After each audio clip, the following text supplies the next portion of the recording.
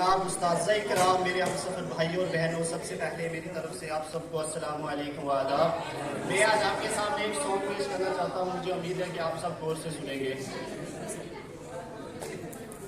गड्डी आई रावला कोट की रिश्तेदार मिल गया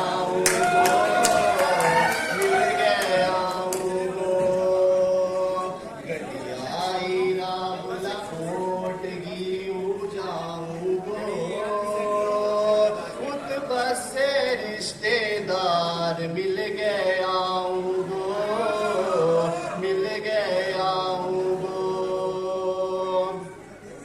उत बस मेरो मामो भाई बलियो तायो गामो उत बस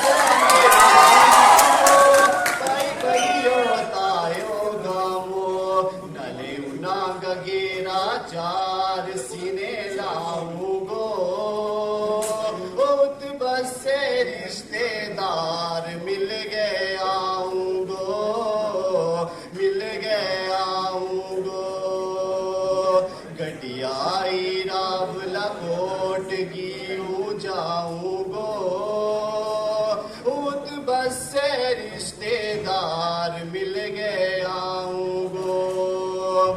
उत बस से शुक्रिया।